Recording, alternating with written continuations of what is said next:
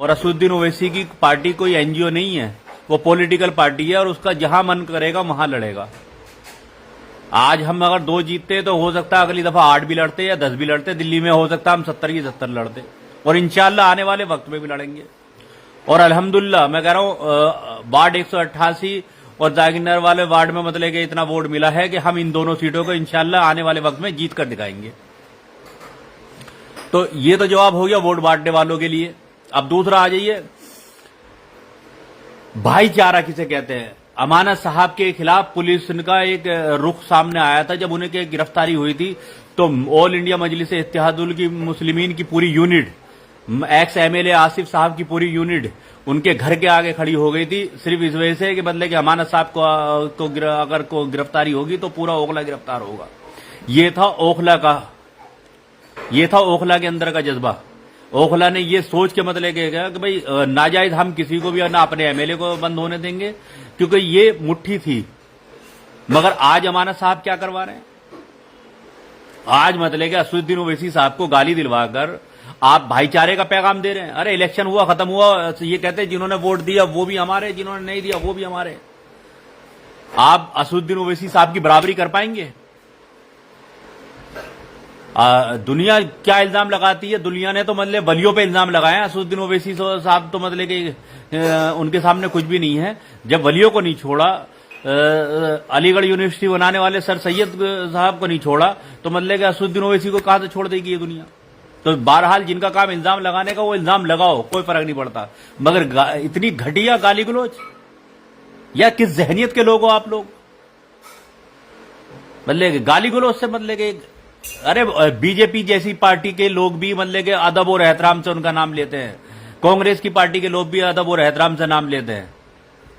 क्या असदुद्दीन ओवैसी जैसा काबिल आदमी नहीं है। मनोज झा एक प्रोग्राम में शामिल थे। मनोज झा, आरफा खानम शेरवानी, 3-4 और बड़े नेता थे मुस्लिम लीग के, एसडीपीआई के, वहां सारे खड़े थे। मतलब वहां उन्होंने खुद मंच से कहा, मनोज झा ने, आरजेडी का बड़ा प्रवक्ता होने के बावजूद भी, कि हमारी पार्लियामेंट में अगर सबसे काबिल शख्स अगर कोई है और तर्क के साथ बात करने वाला तो वो बैरिस्टर साहब है। मतलब वो इतनी मतलब का अदब और एहतराम से नाम ले रहे हैं, और हमारे लोग, हमारे ओखला के लोग क्या मैसेज दे रहे हैं, क्या देना चाह रहे हैं आप लोग। मेरे भाई आज भी अगर आप जीते हो, आज भी आप जीते हो, मैं फिर कह रहा हूं अमानत साहब, आप सिर्फ एक अफवाह उड़ाने पे जीते हो कि बीजेपी ना जीत जाए। आपके लोगों ने सब में ये अफवाह उड़ा दी कि बीजेपी जीत रही है, बीजेपी जीत रही है, इस वजह से ओखला वालों ने वोट एक तरफा कर दिया। मगर इस इलेक्शन से ओखला वालों को ये समझ में आ गया है, ये समझ में आ गया कि यहां बीजेपी कभी नहीं जीतने वाली, और यहां ऑल इंडिया मजलिस इत्तेहादुल मुस्लिमीन जरूर जीत सकती है, क्योंकि यहां मुस्लिम परसेंटेज बीजेपी के लायक था कभी था ही नहीं। इससे अच्छा, इससे मजबूत इलेक्शन बीजेपी कभी लड़ ही नहीं सकती। तो ये गलतफहमी तो आपकी इस बार चलेगी, क्या अगली बार भी चलेगी? अरे अमानतुल्ला साहब, मैंने तो आपको खुद इस पार्टी में आने की दावत दी थी, और मैं गारंटी दे रहा हूं इस बात की, जिस दिन आपका मतलब वोट अगर ये आपका टिकट केजरीवाल ने काट दिया होता ना, तो आप सबसे पहली लाइन में खड़े होते, और मुझे ये भी मालूम है आपको टिकट मिल भी जाता। आप सबसे पहली लाइन में खड़े होते कि असदुद्दीन ओवैसी साहब, मुझे आपकी अपनी टिकट, पार्टी से टिकट चाहिए। अरे मैं बड़ी इज्जत करने लगा था उस दिन से आपकी, खास तौर से जब आप पूरा काफिला लेके मुस्तफाबाद मतलब गए थे दंगे के दरमियान, दंगा रुकवाने के लिए आपने मतलब कौम के लिए खड़े होके, तो मैं मतलब कि एक लीडरशिप के तौर पे आपकी रिस्पेक्ट करने लगा था। अब जमहूरियत के एतबार से लड़ने का हक अगर आपको है, लड़ने का हक हमें भी है।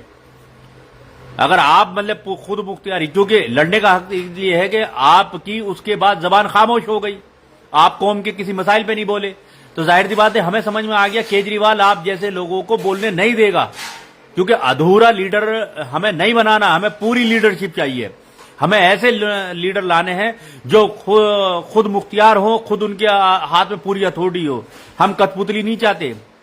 और अरविंद केजरीवाल की पार्टी में रहो या कांग्रेस में रहो, आप सिर्फ कठपुतली का काम कर सकते हो, कभी भी मतलब के एक बड़े लीडर या मतलब के कौम के पूरे हमदर्द लीडर नहीं बन सकते, क्योंकि उन्हें आपको मालूम है कि जब तक इस पार्टी में रहूंगा इनके हिसाब से चलना पड़ेगा, वरना अगली दफा मेरा टिकट कट जाएगा।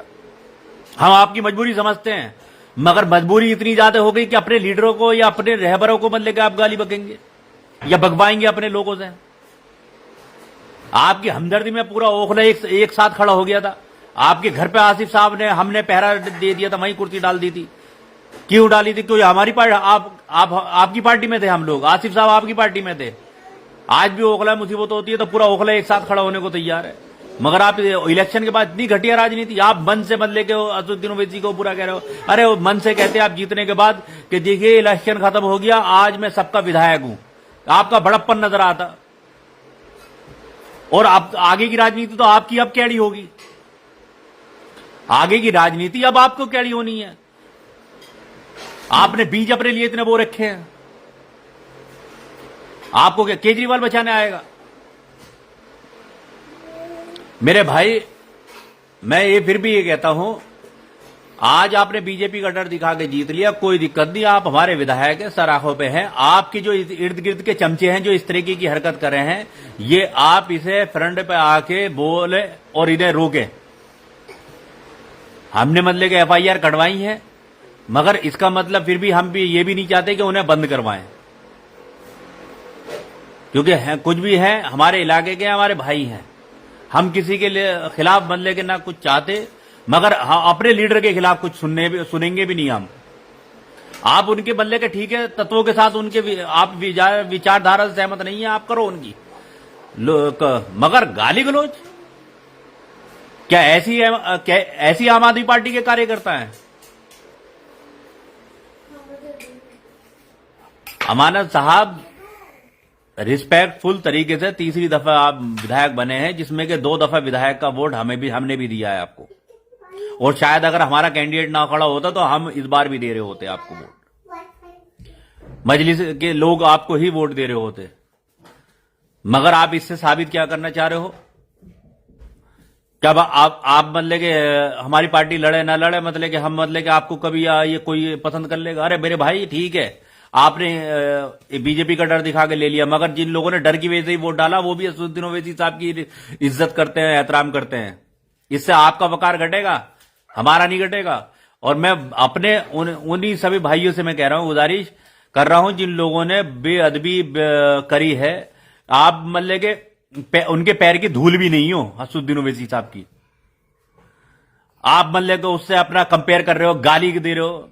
अरे आपने अपनी जिंदगी में क्या किया ये बताओ? आपने अपनी जिंदगी में कौम के लिए क्या कर दिया? आपने किसी इंसानियत के लिए क्या कर दिया? उस आदमी की तुलना करोगे? बहुत से लोग कहते हैं असदुद्दीन ओवैसी साहब इसका केस लड़ते हैं, असदुद्दीन ओवैसी साहब इसका केस लड़े। अरे 36,000 केस असदुद्दीन ओवैसी साहब लड़ती है, उनकी पार्टी लड़ती है। अब वो गली के एक एक छोटे छोटे केसों को भी वही हैंडल करेंगे, तुम लड़ो ना। अमानतुल्लाह से लड़वाओ, कितने केस लड़ रहे हैं, कितने लोगों के साथ खड़े हो रहे हैं सुख दुख में। बाबरी मस्जिद, ज्ञानवापी, पता नहीं अनगिनत इतने केस हैं, मतलब कि हमने देखे हैं अपनी आंखों से। असदुद्दीन ओवैसी साहब कितनी केसों में खुद लीड कर रहे होते हैं, कितनी केसों में खुद पीछे खड़े हुए हैं, कितने केसों में गाइड कर रहे हैं वो।